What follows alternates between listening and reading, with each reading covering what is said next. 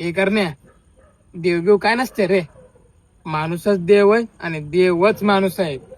देव माणूस.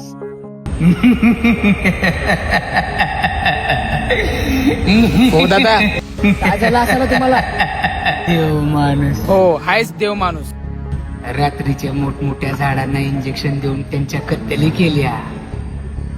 डेव्हलपमेंटच्या नावाखाली तुमच्या देव माणसाने.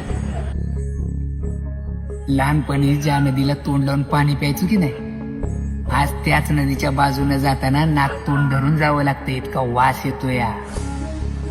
त्याच नदीत केमिकलचं पाणी सोडले तुमच्या देव माणसाने. 3 वर्षाच्या पोरीवर बलात्कार केला तुमच्या देव माणसाने. मंदिराचं छत पडलं, गाडी विहिरीत पडली, भक्त मेले. कुणामुळे? देव माणसामुळे. आणि तुम्ही विचारता आता कुठं गेला तुमचा देव? बरोबर आहे तुमचं. काय चांगलं केलं की माणसाने केलं आणि वाईट केलं की देवानं केलं.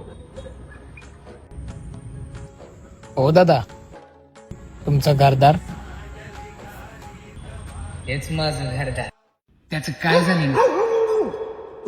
एका बिल्डरनं डेव्हलपमेंटच्या नावाखाली माझी जमीन मागितली, मी देत नव्हतो. शेवटी त्यानं पर्याय म्हणून माझं घरदार जाळलं, माझी बायका पोरं मारून टाकली, माझा अंगठ्याचा ठसा घेतला त्या देव माणसानं.